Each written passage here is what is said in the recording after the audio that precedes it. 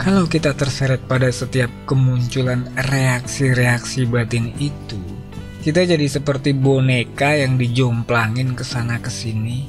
Kita menjadi labil dan masuk dalam penderitaan.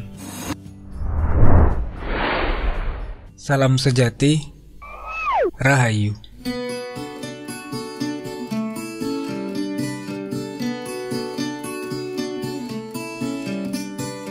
Sebagai pengantar meditasi, di seri kali ini saya akan sajikan sedikit menu mengenai kebahagiaan. Sedikit saja, karena mengenai tema ini memang hanya sedikit saja yang bisa dimengerti. Tapi setidaknya dari yang sedikit ini akan bisa menjadi benih kesadaran yang jika tertanam di lahan yang subur, maka benih kesadaran ini akan hidup, bertumbuh, menghasilkan ranting-ranting dan daun-daun baru, berkembang dan menghasilkan buah-buah yang nikmat, mengenyangkan, dan menyehatkan bagi yang memakannya. Tanaman kesadaran inilah yang nantinya akan senantiasa menyentuh, membangunkan, atau mengingatkan saat kita lupa atau tidak sadar. Akan percuma mengunyah ini tanpa menyiapkan lahan tanamnya, yaitu praktek meditasi. Kenapa? Karena materi yang akan disampaikan melalui media ini hanya pendekatan saja sebagai pengantar menuju esensinya, alias bukan yang dimaksud. Artinya, bahagia ini hanya label saja untuk menunjuk sesuatu yang tidak cukup kalau hanya dipahami secara intelektual semata. Tidak akan kena. Luput kalau orang Jawa bilang. Tidak ada untungnya juga dipikirin. Buang-buang waktu. Nggak akan ngerti. Nah, daripada mikir-mikir dan mikirin hal yang tidak terjangkau pikiran, mendingan mulai mengambil sikap untuk menyimak ke dalam, mewaspadai reaksi batin, dan menyaksikan sendiri realitasnya. Itu malah sip. Orang yang kebanyakan mikir itu cenderung malas untuk bermeditasi, karena ia sudah merasa nyaman-nyaman saja dengan apa yang ia pikir sudah mengetahuinya secara intelektual. Maka batinnya tertutup teori-teori yang melekat pada akunya. Padahal esensi bahagia baru benar-benar bisa dialami saat pikiran berhenti dan akunya lenyap, walaupun hanya beberapa detik saja.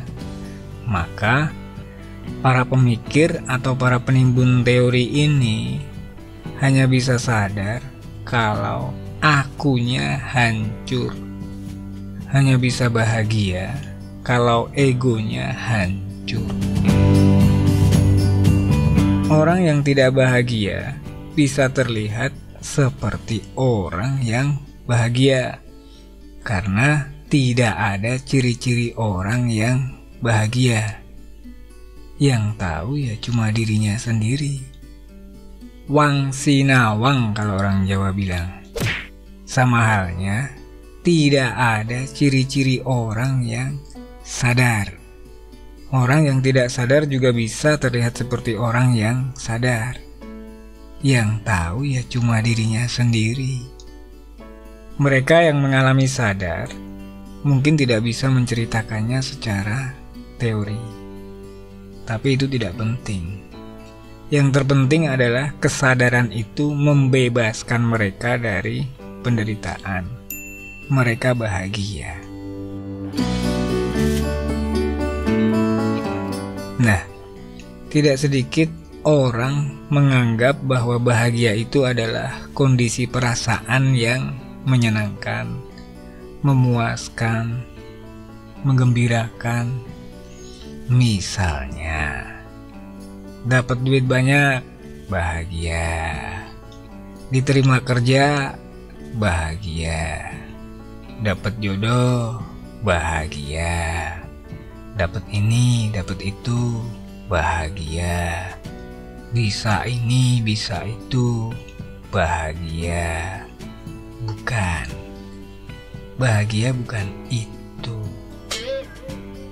Itu hanya luapan perasaan saja. Itu hanya bentuk-bentuk emosi.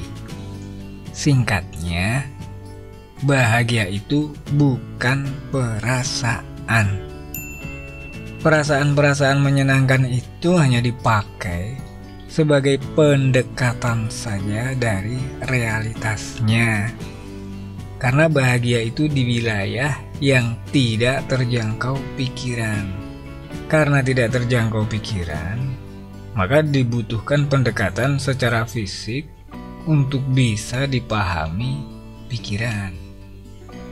Bahagia itu tetap tidak berubah, tidak terpengaruh pada situasi dan kondisi apapun.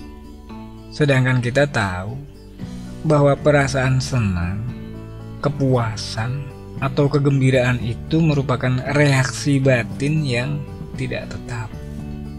Timbul tenggelam. Ya, kemarin susah, sekarang senang, besok susah lagi. Gitu aja muter-muter terus tergantung situasi dan kondisi. Kalau kita terseret pada setiap kemunculan reaksi-reaksi batin itu, yang diantaranya adalah perasaan yang berubah-ubah itu, kita jadi seperti boneka yang dijomplangin kesana kesini, boros energi, dan terlalu banyak ketegangan. Kita menjadi labil dan masuk dalam penderitaan. Hakikat penderitaan bersumber dari pikiran. Untuk bebas dari penderitaan, tidak ada jalan lain selain menyadari dan mengamati gerak-gerik dari sumber penderitaan itu sendiri, lentur, tanpa menolak dan tanpa terseret. Kebahagiaan hanya muncul kalau gerak pikiran hanya disadari saja dan berhenti dengan sendirinya, bukan dibuat berhenti, ya. Maka agar bahagia itu muncul, tidak perlu menginginkan atau berupaya untuk bahagia. Karena dengan mengupayakannya, si pengupaya yang merupakan sumber penderitaan itu sendiri tidak disadari. Nah, supaya penderitaan berakhir, tonton dan cukup tahu saja si pengupaya itu sampai padam dengan sendirinya. Singkatnya, kondisi bahagia adalah kondisi bebas dari penderitaan.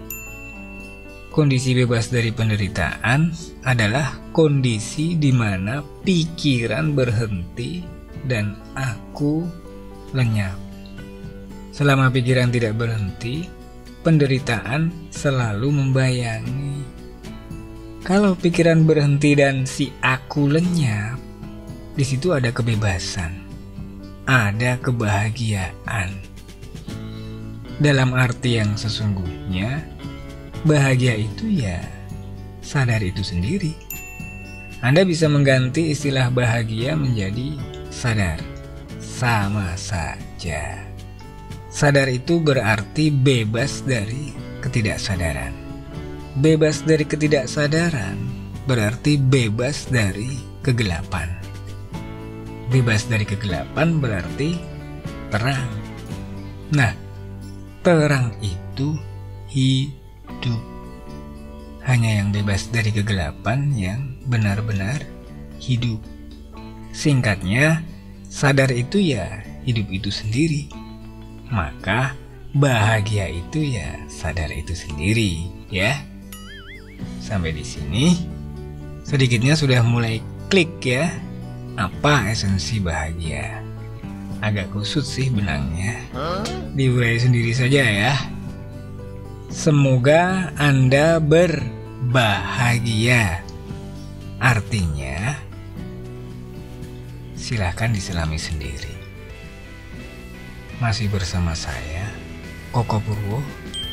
Salam hangat dan sukses selalu. Selamat bermeditasi dan salam sejati.